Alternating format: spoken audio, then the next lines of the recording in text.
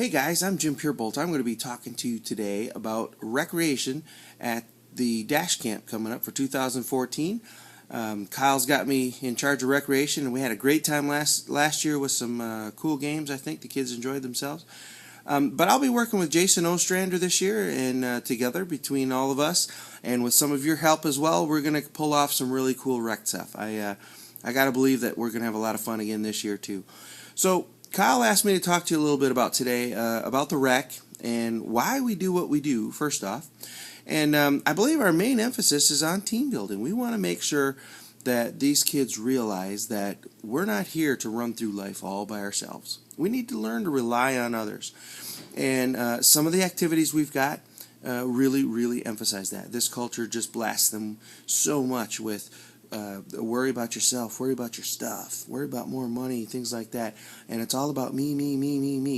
And this whole camp, the whole thing, we all try to emphasize a lot more stuff on team building, how we need others, how we it's okay to rely on others for some stuff. Team building, physical activity, and fun. Those are the three things that we really want to try to accomplish with rec.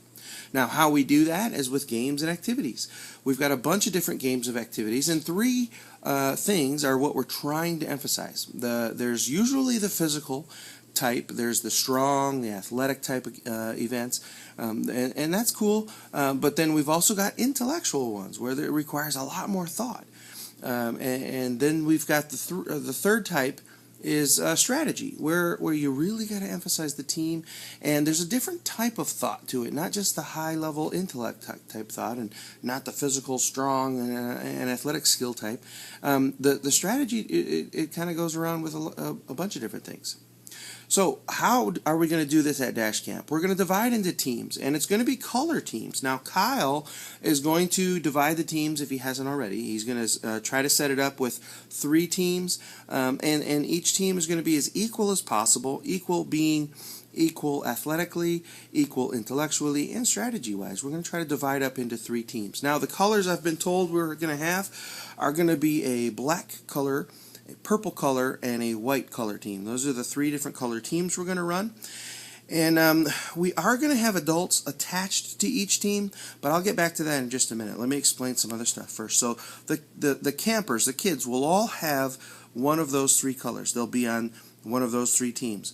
The adults, all the interns and all the other supervisory type people, they will all be on a separate team all by themselves, and that will be an orange team. Now, the reason I'm telling you the colors is so that you can pack accordingly. If you take along all kinds of orange stuff to wear, cool, it helps identify you're on the orange team, and then, we all look a little more color coordinated. So, anyway, hint. That's the orange. We're on the orange team.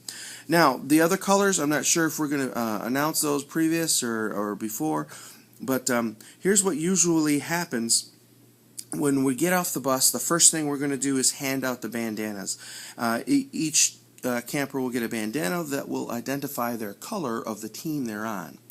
Now, as they get off the bus, I'll be going over all the bandana rules and what we expect them to have. But the main rule behind the bandanas is it must be on and visible at all times.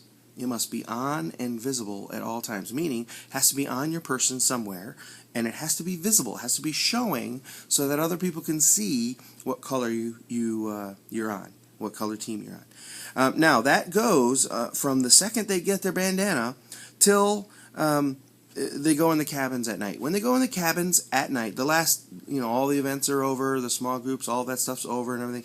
They go into the cabins, then game's off. They can, or the bandanas can come off. They can put the game or the bandanas away for the night, but when they leave the cabins in the morning, they're expected to have them back on, and the game's back on. Now, I say game off, but I really don't mean that.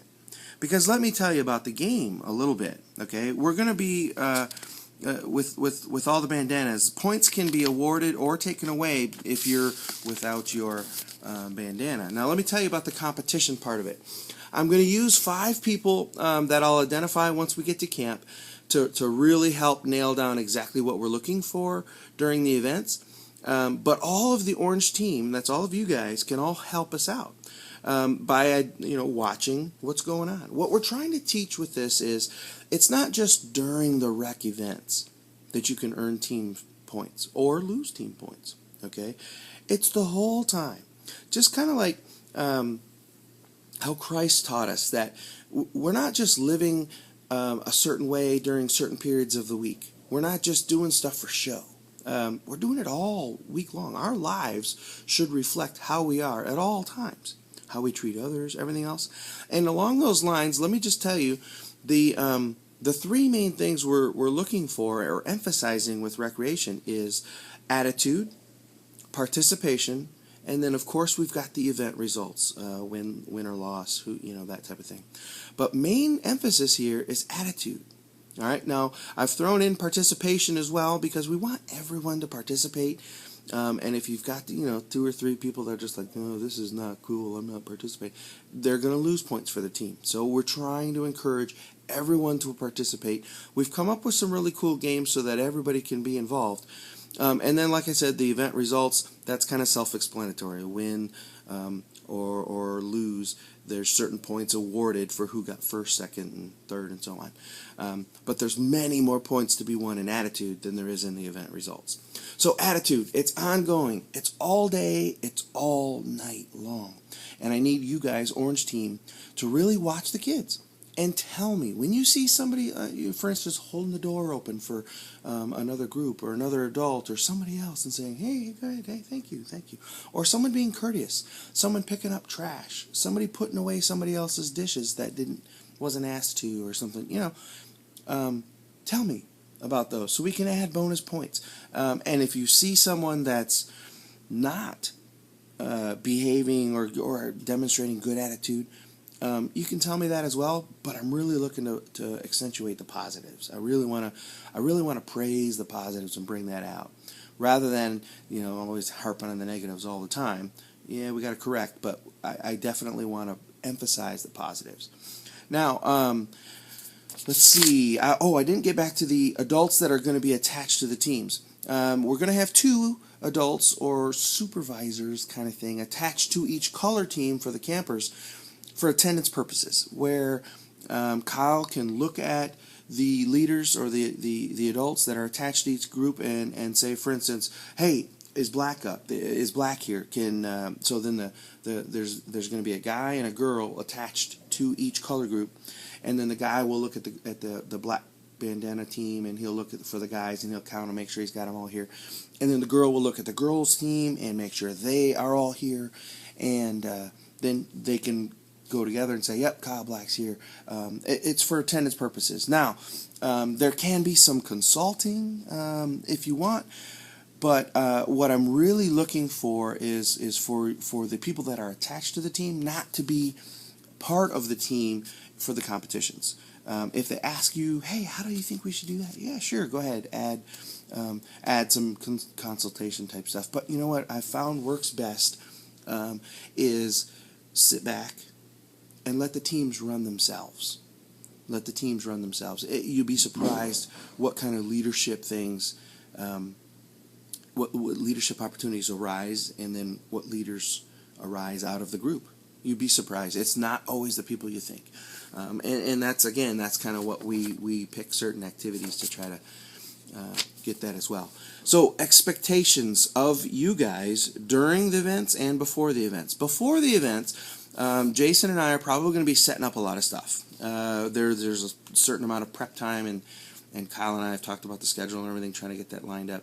There will be some time we'll need before certain events. Try not to have the kids just all hanging around at the event site where it's going to be until the time of the event. Now, usually they're going to be busy. The schedule's pretty full, so that won't be a problem. But if you if you don't just purposely get there an hour before, and we may be trying to set up some stuff. During the events, I hope that you guys would all show up at every single event and cheer folks on, and then help me observe for the attitude, the participation, and then obviously the event results. And just give me a hand when I come to you afterwards and say, hey, what'd you think of the event?